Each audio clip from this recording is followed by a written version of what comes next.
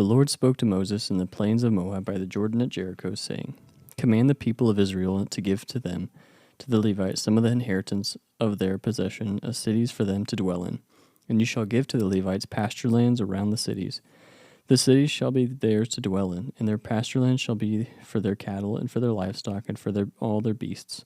The pasture lands of the cities which you shall give to the Levites shall reach from the wall of the city outward 1,000 cubits all around. And you shall measure outside the city on the east side 2,000 cubits, and on the south side 2,000 cubits, and on the west side 2,000 cubits, and on the north side 2,000 cubits. The city being in the middle, this shall belong to them as a pasture land for their cities. The cities that you give to the Levites shall be the 6 cities of refuge, where you shall submit the manslayer to flee, and in addition to them you shall give 42 cities. All the cities that you give to the Levites shall be 48, with their pasture lands. And as for the cities that you shall give from the possession of the people of Israel, from the larger tribes you shall take many, and from the smaller tribes you shall take few, each in proportion to the inheritance that it inherits shall give of its cities to the Levites. And the Lord spoke to Moses, saying, Speak to the people of Israel, and say to them, When you cross the Jordan into the land of Canaan, then you shall select cities to be cities of refuge for you, that the manslayer who kills any person without intent may flee there. The cities shall be for you a refuge from the avenger, that the manslayer may not die until he stands before the congregation for judgment.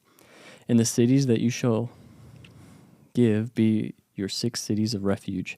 You shall give 3 cities beyond the Jordan, and 3 cities in the land of Canaan to be cities of refuge.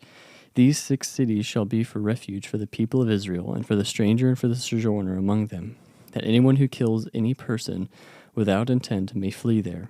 But if he struck him down with an iron object so that he died, he is a murderer.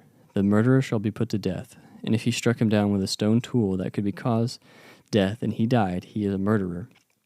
The murderer shall be put to death. Or if he struck him down with a wooden tool that could cause death, and he died, he is still a murderer. The murderer shall be put to death. The avenger of blood shall himself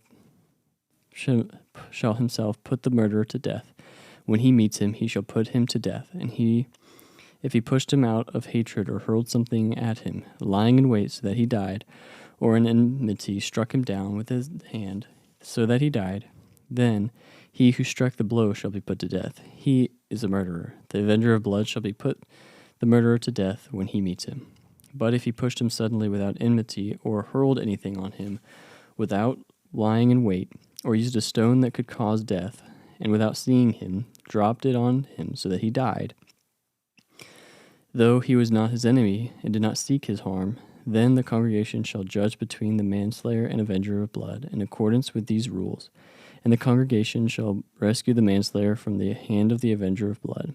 And the congregation shall restore to him to a city of refuge of which he has fled, and he shall live in it until the death of the high priest who is anointed with the holy oil.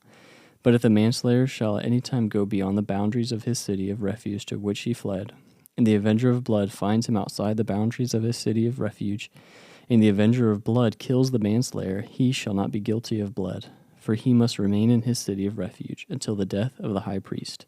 But after the death of the high priest, the manslayer may return to the land of his possession. And these things shall be for a statute and a rule for you throughout your generations in all your dwelling places. If anyone kills a person, the murderer shall be put to death on the evidence of witnesses, but no person shall be put to death on the testimony of one witness. Moreover, you shall accept no ransom for the life of a murderer who is guilty of death, but he shall be put to death. And you shall accept no ransom from him who has fled to his city of refuge, that he may return to dwell in the land before the death of the high priest. You shall not pollute the land in which you live. For blood pollutes the land, and no atonement can be made for the land for the blood that is shed in it, except by the blood of the one who shed it. You shall not defile the land in which you live, in the midst of which I dwell, for I, the Lord, dwell in the midst of the people of Israel.